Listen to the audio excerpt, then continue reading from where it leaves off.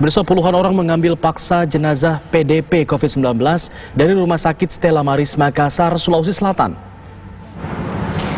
Pasien berusia 53 tahun warga Kecamatan Mariso, Kota Makassar meninggal dunia pada Minggu malam kemarin. Pasien sempat dirawat di ruang isolasi Rumah Sakit Stella Maris dengan status PDP. Polisi pun kewalahan menghalau massa yang menjemput paksa jenazah dari rumah sakit. Dalam video amatir, sebagian massa berjalan kaki, ada pula yang mengendarai sepeda motor. Keluarga pasien meyakini jenazah almarhum meninggal dunia bukan akibat COVID-19. Rumah Sakit Stella Maris. Kejadian pengambilan paksa jenazah PDP COVID-19 di Makassar ini merupakan yang ketiga kalinya terjadi dalam sepekan terakhir. Insiden serupa terjadi di Rumah Sakit Dadi dan Rumah Sakit Labuang Baji.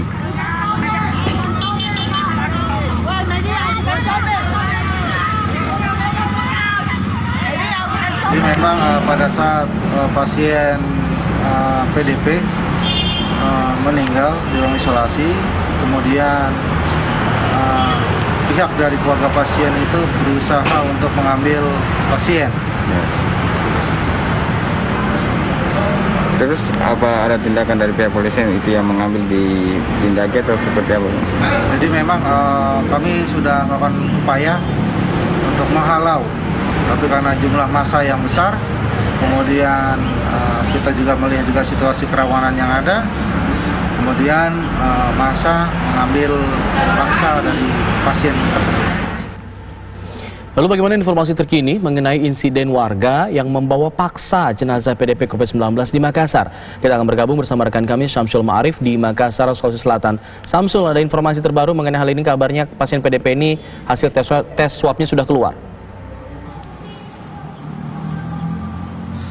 Iya, Alfa dan pemirsa, tentunya seperti yang kita ketahui bersama bahwa di Makassar, Sulawesi Selatan ini dalam sepekan terakhir ada 3 peristiwa penjemputan paksa jenazah COVID-19 oleh pihak keluarga di rumah sakit. Meskipun hasil dari pasien sebelum keluar ketika dinyatakan meninggal dunia, namun setelah dijemput paksa, kemudian keluar hasil yang menunjukkan bahwa ketiga jenazah yang dijemput paksa di 3 rumah sakit berbeda, yakni Rumah Sakit Haji, kemudian Labuang Baji dan Rumah Sakit Stella Maris tadi malam itu dinyatakan positif.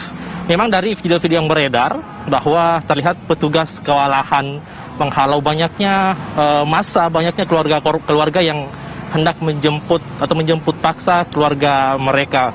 Petugas kesehatan dalam video beredar hanya bisa melihat karena mereka khawatir, mereka merasa keamanan mereka terancam ketika mencoba untuk menghalau warga atau keluarga yang ingin menjemput paksa keluarga mereka. Nah, untuk mengetahui kondisi terkini seperti apa nanti pola-pola pengamanan di setiap rumah sakit yang ada di Makassar untuk menghindari kejadian serupa terulang, saat ini sudah bersama dengan kami Kabid Humas Polda Sulawesi Sulselbar dengan Bapak Kombes Pol Ibrahim Tompo. Selamat sore, Pak. Selamat sore.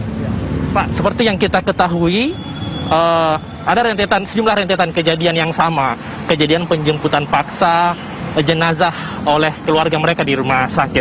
Nah, seperti apa sebenarnya pola-pola pengamanan dan bagaimana pihak kepolisian nanti mengantisipasi hal tersebut, Pak? Iya, jadi sebelum kejadian-kejadian ini, memang kita sudah punya prosedur untuk melakukan pengawalan terhadap jenazah-jenazah suspek COVID ini.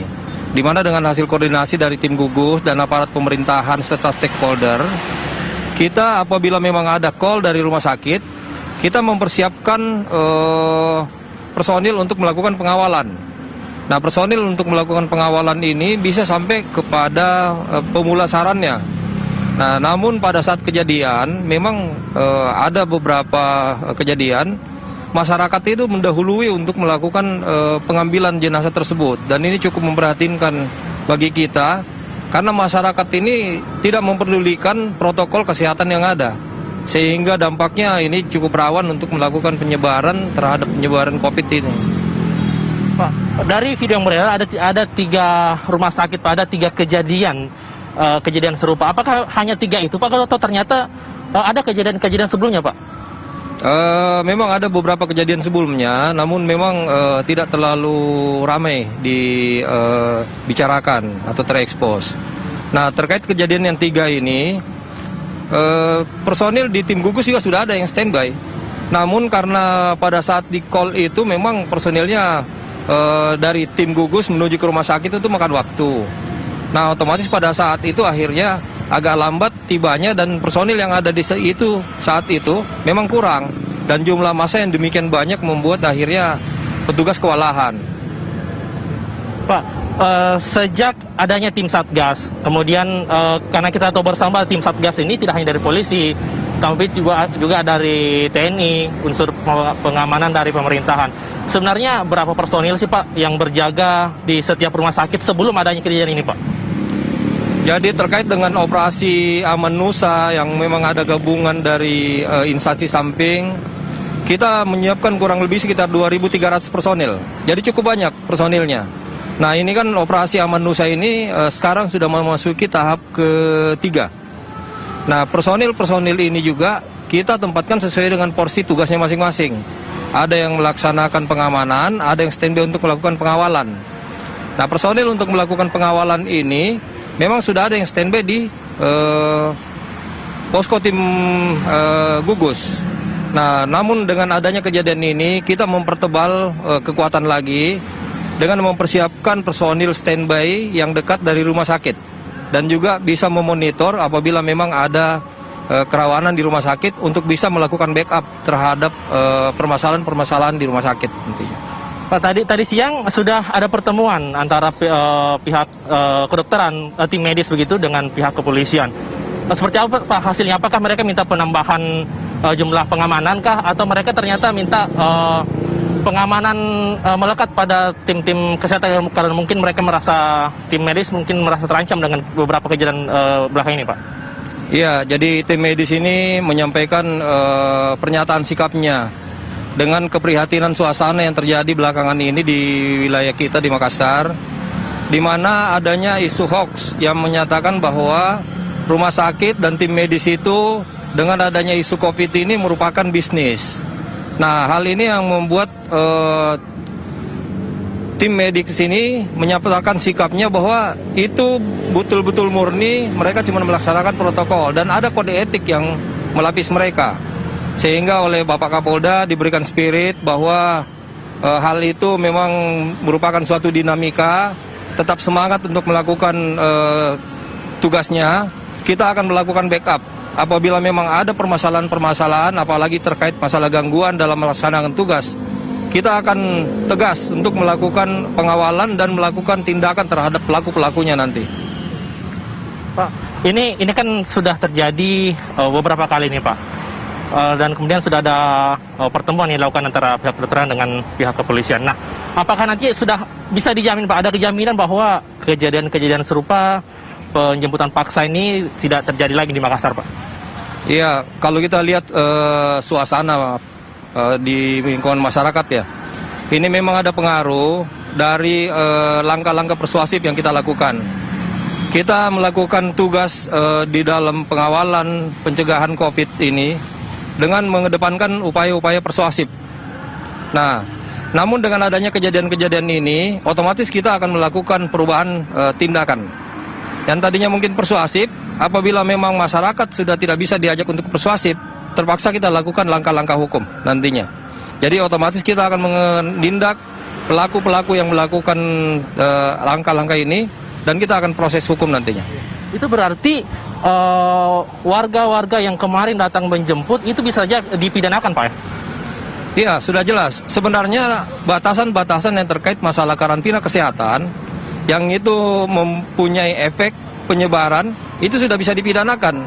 Sejak isu COVID ini ada, standar itu sudah bisa dipidanakan. Cuman kita mengedepankan langkah-langkah persuasif. Nah, terkait dengan kejadian-kejadian yang sudah mulai membias kepada masyarakat ini perlu rem. Jadi perlu tindakan-tindakan yang bisa membuat masyarakat memahami bahwa oh ya, ini hal yang melanggar hukum. Otomatis kita akan tindak nantinya. Apakah sudah ada sejumlah orang mungkin Pak yang diperiksa terkait dengan penjemputan paksa jenazah? Apakah misalnya orang yang dituding sebagai provokator atau ikut serta seperti apa? Apakah sudah ada yang diperiksa Pak? Untuk pemeriksaan saksi terkait dengan beberapa kejadian ini sudah ada. Terutama kita pada rumah sakit yang kemarin ada kejadiannya dulu. sudah ada beberapa saksi yang kita periksa. Nanti kita akan lakukan pendalaman terkait motivasi, siapa aktor-aktornya, dan juga dari siapa yang memprovokasi kondisi tersebut. Pak, setelah kejadian serentetan ini Pak, mungkin bisa dirinci nantinya berapa banyak sih personil, apakah bisa dijamin akan aman, mungkin ada puluhan personil kepolisian berjaga sepanjang waktu di rumah sakit kah, atau nanti mereka hanya sifatnya on call aja Pak, nanti mereka datang ketika dipanggil Pak? Jadi personil yang standby ini kita menyiapkan ratusan personil yang standby yang memang sifatnya on call. Nah, namun untuk petugas yang monitoring situasi keamanan di sana ada beberapa yang kita persiapkan juga di lokasi. Terima kasih Pak Kabit atas informasinya. Ya, Alfat dan pemirsa, nantinya setelah rentetan kejadian penjemputan paksa jenazah COVID-19 di sejumlah rumah sakit Makassar, nantinya pihak dari kepolisian sudah memberikan jaminan semoga nanti tidak akan ada lagi kejadian-kejadian serupa yang terjadi untuk kepentingan bersama memutus mata rantai penyebaran COVID-19. Mungkin Alfa Tauhid itu yang dapat kami kabarkan dari Makassar, kembali ke Anda di Jakarta. Samsul Ma'arif mengabarkan langsung dari Makassar, Sulawesi Selatan.